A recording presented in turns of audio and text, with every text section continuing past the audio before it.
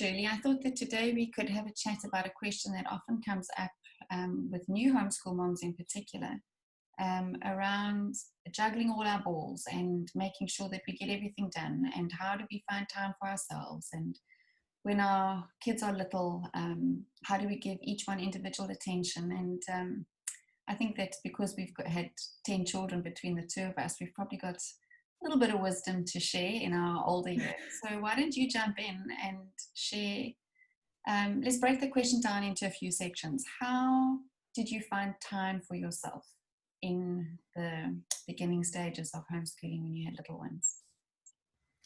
Well, I think for any mom, whether you're homeschooling or not, when you've got little ones, it is a season where you do feel like you're juggling everything and you're getting used to sacrificing yourself for your children who are so needy. And it is a season where it feels like there's very little time for yourself. And I think if you can just accept that and know that it won't always be that way, it's easier. What I did try and do with the little ones was to try and get them in bed by 7 or so in the evening, so that I then could do things in the evening myself. There was a season where I did a little bit of painting with acrylics, or I would read or work on whatever was of interest to me at that time. So an early bedtime really helped. But during the day, they were really my constant companions. And so it was a time of quite a bit of sacrifice. And I can remember, I had friends who had put their children into preschools, and they would tell me about how they were going to this class and gym and a Bible study or a book club or things like that. And I didn't have the freedom to do that, but it was a choice that I had made because I had chosen homeschooling. And it gets better, they don't stay small. So you gradually get a little bit more freedom, and you have to find ways to fill yourself that are child friendly. So for example, in our homeschool support group, we'd often just have a day at the park where the little ones could play with children of all ages to help them.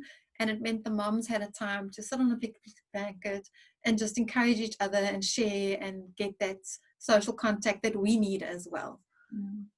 So yeah, that's what comes to mind. What did you do?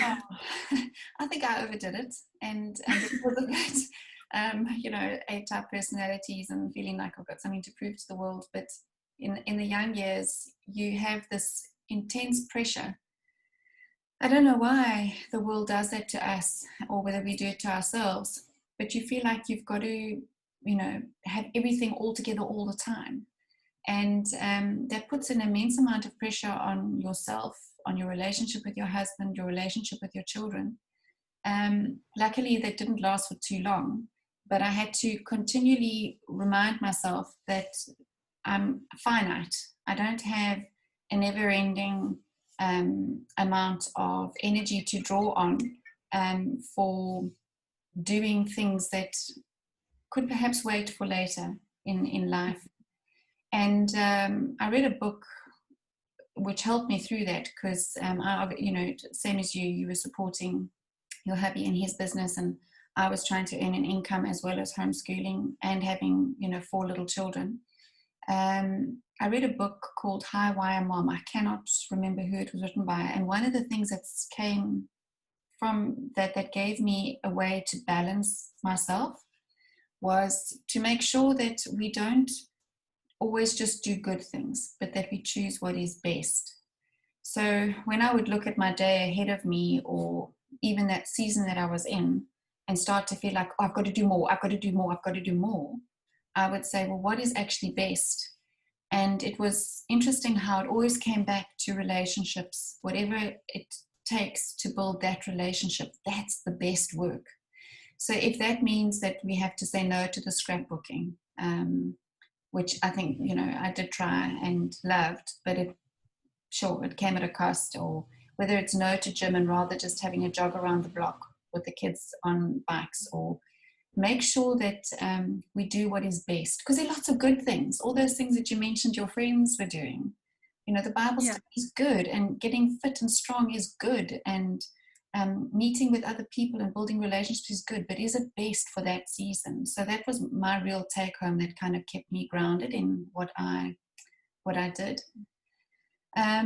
Should we, another part of that question was individual time. Seeing we're talking about relationships, is there such a thing as in these little years, when you've got a 6, a 4 and a 2-year-old, is there such time as individual time with each children? What's your take on that? Yeah, I think when you've got a big family, the kids learn that they're not the only one and they can't just demand attention all the time. But for example, when we were trying to do formal lessons as part of our homeschool morning, I did find that if I had a 2-year-old, it would help if I would just spend a few minutes doing something individual with that child and letting him or her feel that, he's had his attention from mommy. So read a little 5-page story or something, and then say, okay, now you go and, page through your board book, or you go and play with your blocks or your cars over there on the floor, and you sit by us while we do our thing. So it helped if the child his love tank was full, and then he didn't feel he needed to be demanding as much as he would have if I hadn't done that. But I mean, toddlers interrupt you anyway, so it didn't always work. But it was a strategy that I tried. And then the rest of the time we would try and do things together.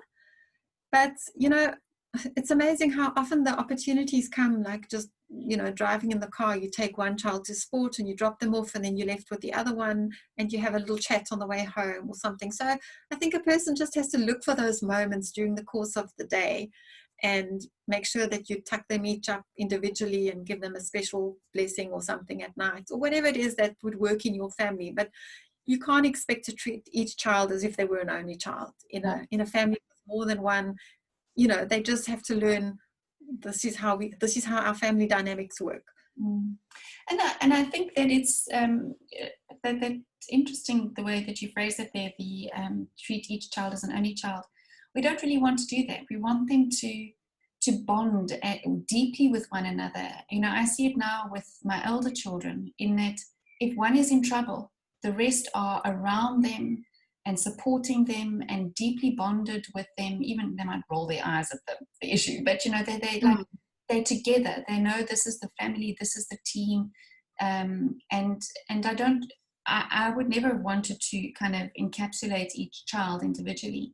But what we did do is, as our first child got to a certain age, we allowed her to have 1 or 2 nights up with us for as long as she wanted to be, and we would maybe watch a movie that was only appropriate for her age and enjoy that and together, and that would be a bonding time. And one of the other girls loved makeup and hair and nails, and I would try and once a month succumb to a rather messy facial treatment or something like that. And same thing with the boys, and I think that we just take those little nuggets and we enjoy those. And absolutely, extramurals, I can remember that, the talks on the way to extramurals, on the way back from extramurals, some of those precious times that we were able to have together.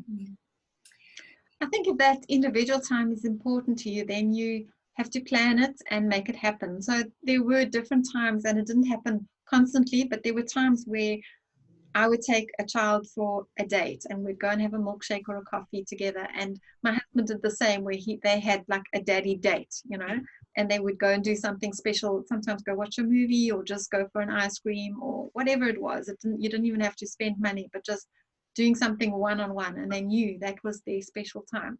But we didn't do it all the time, like every week or every month. It was just, there was a time when we thought, okay, let's do that for a while, and we did.